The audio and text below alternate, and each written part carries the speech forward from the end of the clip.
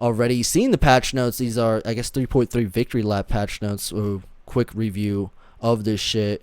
Am I gonna do a tier list in the future? Maybe, maybe. No guarantees. What made me decide to quit nicotine? Just to be a little bit healthier. So yeah, let's go over this patch notes real quick. I'll go over and then I'll probably switch over to some casual notes. And for the YouTube boys out there, I am EnVy allied or whatever. I used to be a professional player, but now I'm a professional casual. And these are the victory lap patch notes and that new skins. Yeah, this is cool. We're not really going over the skins. The skins are nice. You guys can check that out on your own time. Shout outs to the boobs on the Epsilon Soul skin. I think these are awesome. The Soul Master skins are also sweet. I'm a big fan of Soul, and I like that bitch. She's awesome. So we'll go over the more of the balance changes and, you know, the things that actually fucking matter. I mean, yeah, if you're an achievement whore, that's for you. But obviously, for most people that watch my stream, you kind of want like the high level ish gameplay, something of the sort. So yeah, like, you know, if Wukong achievements are your thing, you shouldn't really be watching me. You got plenty of other people, I'm sure, that are into Wukong achievements. But yeah, besides that, we're gonna go over, so map related, this is kind of like the first balance change of, I guess, like this patch that's coming up. It's Conquest. The fire elementals now have a respawn time in the worlds. Okay. So now, like, I guess you can actively see when they're going to respawn. I'm assuming it's going to show on the minimap, and there's going to be, like, maybe a circle or something.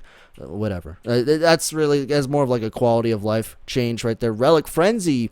So now it applies an additional buff that increases all damage against objectives by plus 10 true damage per hit. I don't know how I feel about this. The developer notes, we have two goals with this change: to improve Frenzy's early game use with flat damage, and to further improve it as a group up objective push item. There's a couple of problems with this.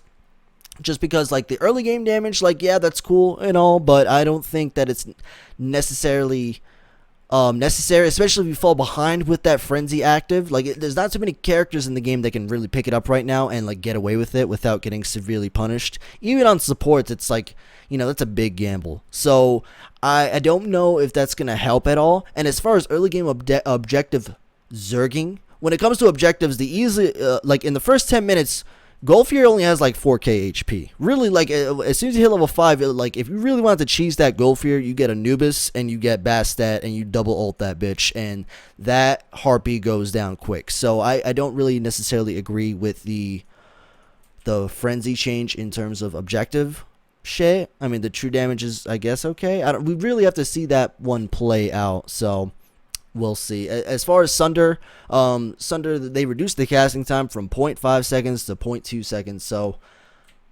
that's cool, right?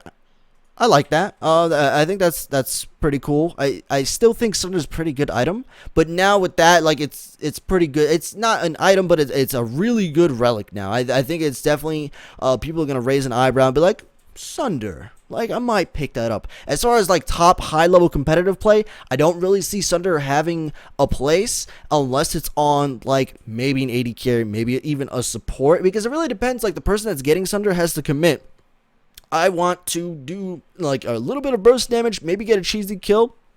And see, that's the early game use of Sunder. You do some true damage, you do some killing power, you do like a little bit of extra burst damage in your kit, but then the late game scenario comes through, and Sunder doesn't really help you so much except by lowering everyone's protection. So I think it has great early and late game uses, but now you might see a little bit more. I think it's a great relic. I think they did pretty well with that. Now, going on to item changes, Breastplate of Valor.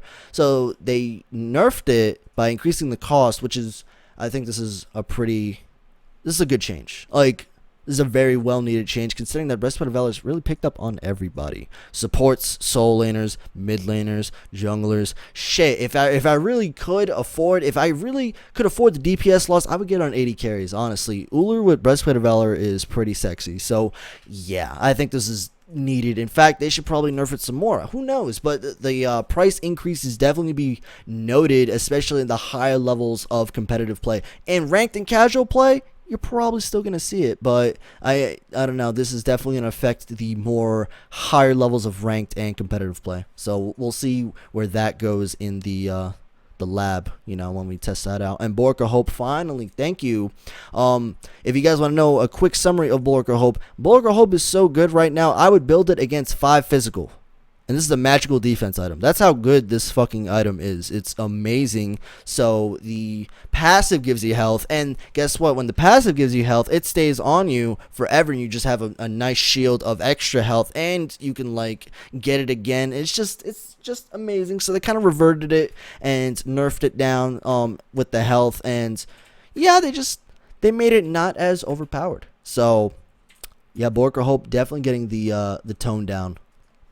It's getting the tone down. I think it's a good. I think hopefully it won't be like the ultimate, like, hey, you don't know what to build? Oh, just build Borka Hope. Who the fuck cares? Like, hopefully it like you actually have to think a little bit before you build into it, and that's really the goal here as far as item diversity. There's so many different items in the game, but why pick it when you have Borka Hope?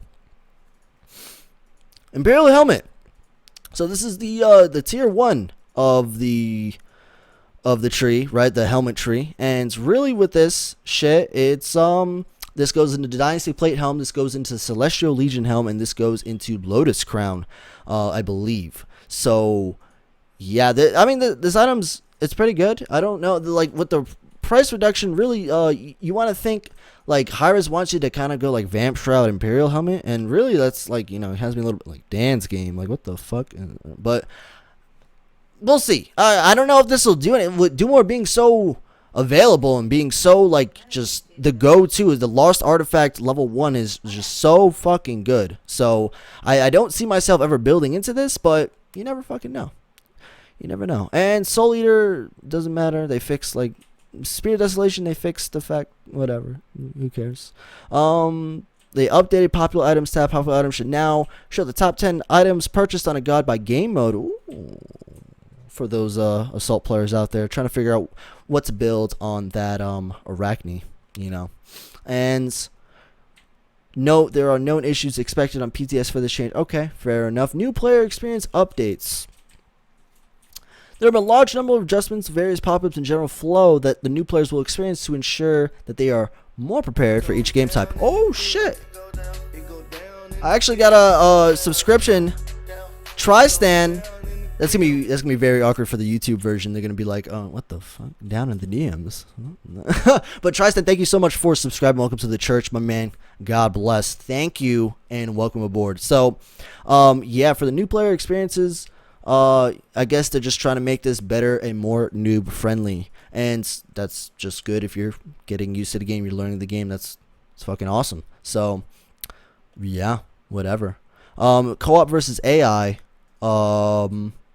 They added a medium option for now. There's 24 easy bots and 23 medium bots.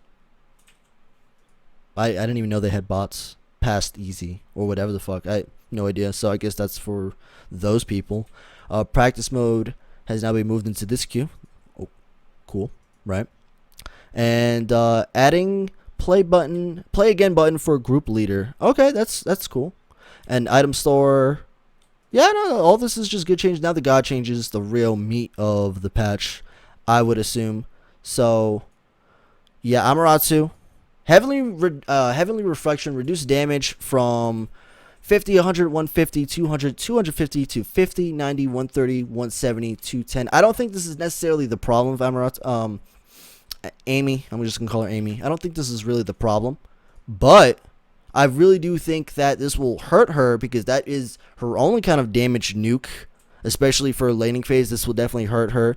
But as far as like this being kind of like, I don't think that needed to be nerfed. Like, it was definitely annoying, but really when I think Amaterasu, I think her amazing team fight potential and her amazing team fight movement speed steroid. Hello, 25% movement speed for everybody. Fuck that. So hopefully they look into that, and with this change, they monitor her a little bit more. But right now, I mean, this is a decent start. It's better than nothing. That's all I can say. Artemis. So a lot of people sleep on this buff. I've read it, and I was like, okay, whatever. And then I was told, like, yeah, no, this is actually a pretty big deal. So the boar, her ultimate, the boar can now target minions if no gods are available. So what this means is, like, for example, let's say I'm an Artemis at mid Harpies, right? Or I'm at, like, mid left Harpies. So I walk up as Artemis, and it's like I want to fight, but I can't exactly get near them without them running away. Well, a good bait, right? A good setup would be you ult, the boar goes to mid-left harpies, right? So the boar, like what the boar does to minions, it walks up and it like nibbles on them or some shit, right? It's like no, no, no, no, no. And then the second it, like, you know, let's say the enemy doesn't realize, it's like, oh, the Artemis boar, like we're good. The boar walks over to mid left harpies because it wants to nibble on the shoes, and then boom, it just like knocks into the whole team, and then you get like a ping pong effect. So like just very slight mind games and tricks that you can do with this now, knowing that the boar is automatically going to go to a minion instead of like not instead, but like if the god is nowhere near, knowing that it's going to go to a minion. So that's pretty in-depth shit, and I think that's worth noting. Now on her, impale correctly fixed an issue where on her was only half physical power scaling to any enemy that hit past the first. That's a pretty big deal. That's a pretty big deal. I'm glad they're fixing that. Chiron. They didn't nerf his damage, so Herbal Medicine no longer provides a 10% healing bonus to Chiron for each stack, okay. Training Exercise, which is his one, this ability no longer cripples, okay.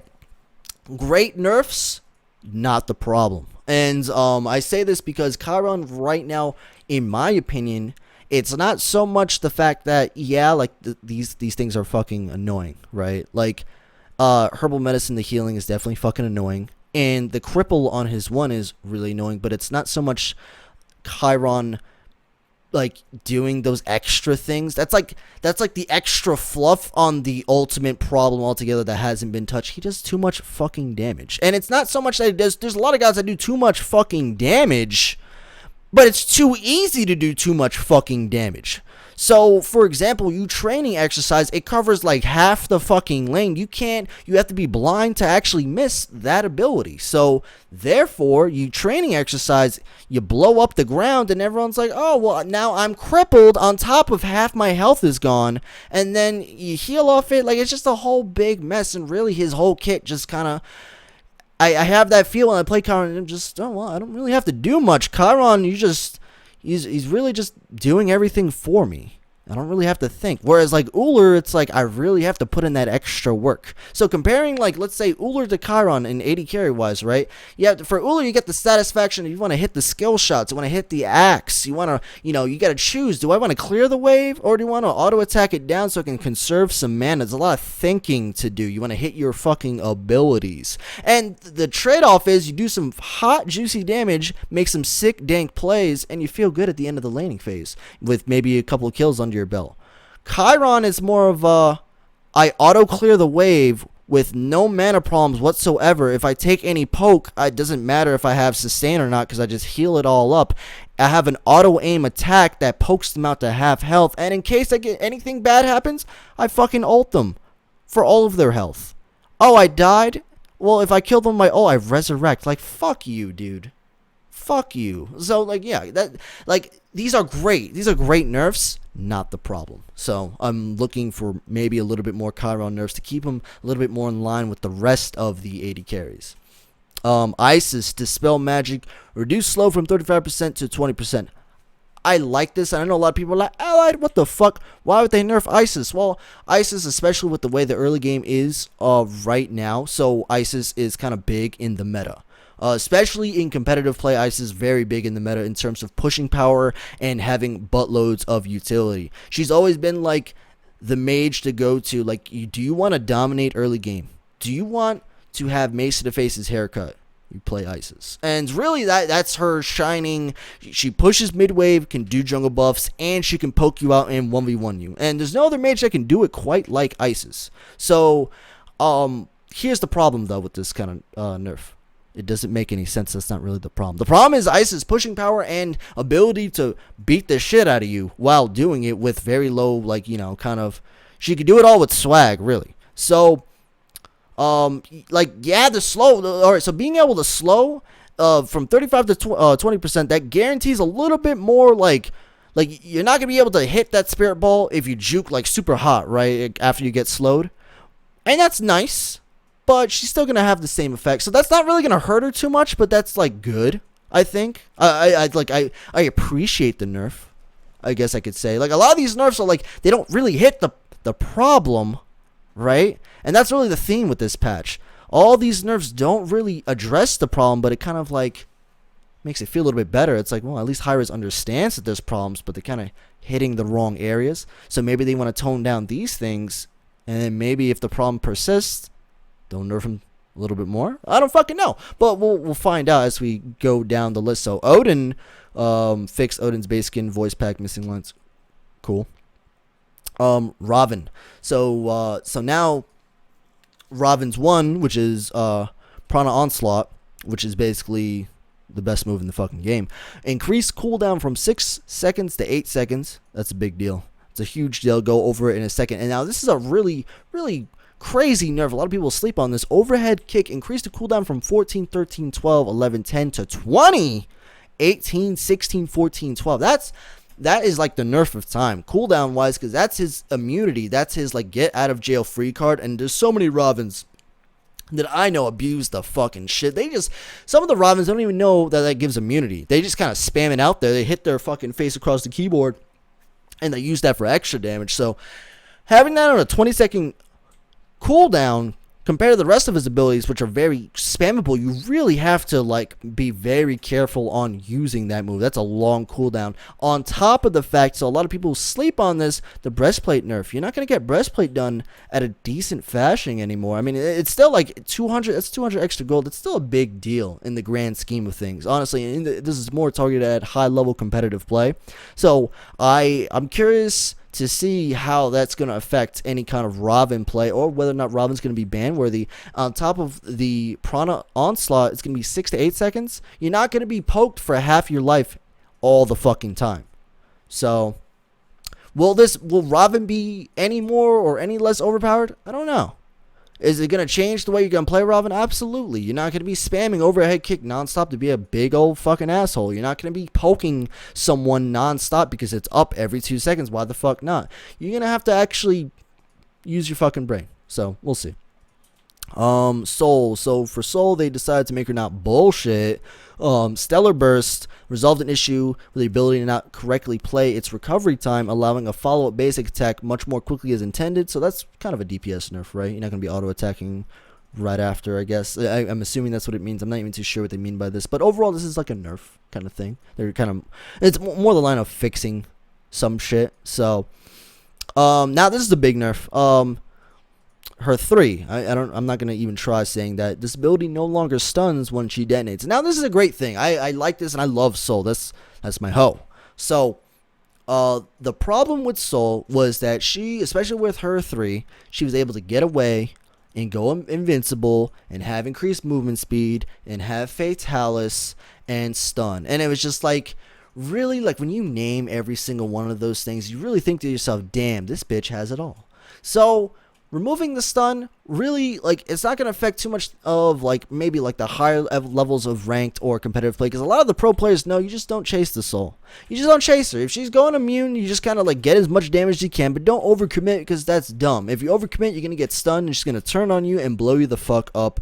Don't be a dumbass. But for the lower level players, the plebs, the fucking casuals, this move is fucking hell, because what does a casual player do? They just like, oh my god, she's so low, chase the Soul. Oh my god, I need to chase her. And it's like, they chase her and they get stunned. And it's like, this bitch is overpowered. Why am I stunned? It doesn't make any sense. Hi-Rez, please. And it's just, like, you know, the casual scene, they have no fucking idea how to deal with her. They just get fucking shit on. And really, what is the one thing you learn from casuals or watching lower level, lesser human casual players play, right? Everyone loves chasing, right? 99% of the people in my chat love chasing. That's just how it is. It's natural. When I play the game, if I'm playing a casual game, I want to chase. Someone's low HP. I'm going to dive tier 2, right? I think everyone can agree with that. Everyone loves chasing the low health target. It's just natural. You just want, fuck that person. I want you dead. I'ma chase you. Like, that's just, everyone does it. Soul is the most anti-chase character in the fucking game. So when you introduce that level of anti-chasing, the casuals get mad. I can't chase this bitch anymore. She does way too much fucking damage. What the fuck, high res? So, obviously, maybe this will help out. Maybe her numbers will go down a little bit. Maybe you can kill her a little bit easier without getting fucking bullshitted out of a kill. Who knows? I have no idea, honestly, but it makes sense in a casual point of view. It's not going to affect too much high-level ranked or competitive soul. Honestly, like, I'm being realistic. Unless, like, everyone was grouped up ready for the stun, like, realistically, you're not hitting the stun. That was kind of like the extra. That was the icing on top with Soul. It's like, damn, I hit him with my stun, get fucked on. Like, that's like extra because the person's dead anyway. So it's like, it's even better. It's like, yeah, get shit on, bitch. Now you got to be a little bit more careful. So I like that. And Supernova improved warning deployable targeting FX to better indicate the hit area.